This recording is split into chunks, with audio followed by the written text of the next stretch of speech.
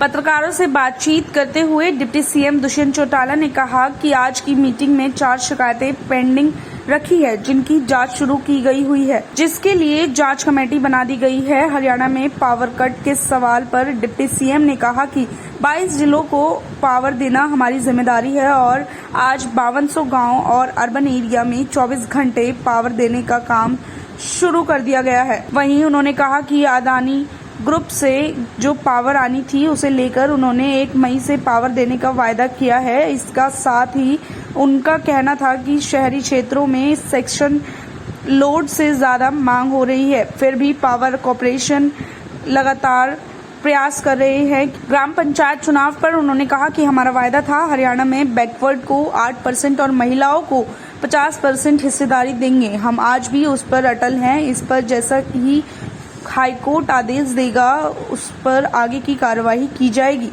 अभी क्योंकि इन्वेस्टिगेशन ही शुरू नहीं हुई थी, उसको आगे टेकअप किया जाएगा। एक जो हमारी पिछली बार लगी थी उस कंप्लेंट के अंदर, क्योंकि फर्दर इन्वेस्टिगेशन की ज़रूरत है, उसको टेकअप किया जाएगा। एक पंचायत विभाग की इन्वेस्टिगेशन थी जिसके अंदर जो कंप्लेनेंट है, प्रार्थी है, वो चाहता है कि और डेप्थ में इसकी इंक्वायरी हो। उसके लिए एक कमेटी बना दी गई है जो पैरेलल बिल्स को भी ऑडिट करेगी और ऑडिटिंग के साथ अपनी रिपोर्ट पूरी तौर पर देने का काम करेगी, जिसके अंदर ग्रीवेंस के भी 2 साथियों को हमने डाला है। एक कंप्लेंट बीपीटीपी के विरुद्ध थी कि उनने जब अपनी मास्टर प्लानिंग करी तो 10 सेक्टर्स का एक पावर बैकअप बनाने की प्लानिंग थी।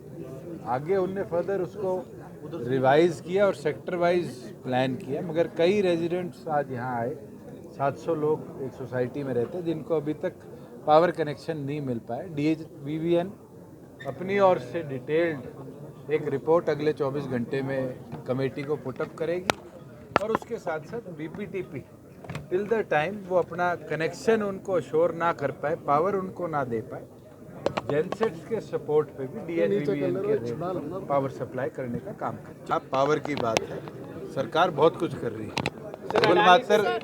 केवल मात्र फरीदाबाद ही नहीं, हमारे पास 22 जिले हैं जिनको पावर सप्लाई करना हमारी जिम्मेवारी है। जहाँ पावर सप्लाई की बात है, 5200 ऐसे गांव हैं जिनको 24 घंटे हम बिजली देते हैं। अर्बन एरियाज़ के अंदर प्रत्येक शहर को 24 घंटे पावर देने का काम सरकार का है।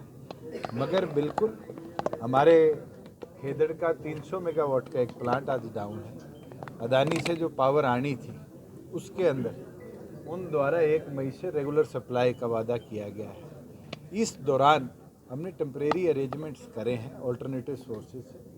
जितनी हम पावर फुलफिल कर पा रहे हैं उतनी पावर आम नागरिक को प्रोवाइड हो रही है। जहां पावर कट्स हैं एडवांस में उसकी नोटिस भी दिए जाते हैं। अर्बन एरियाज़ में दिक्कत ये है कि सैंक्शन लोड से भी ज़्यादा लोड आज इनपुट हो रहा है। हमारा जो पिछले साल का लोड था उससे भी 1 लाख यूनिट ज़्यादा लोड आज सरकार दे रही है, मगर फिर भी डिमांड और ज़्यादा है और इसके ऊपर हमें कलेक्टिव मेजर लेना पड़ेगा।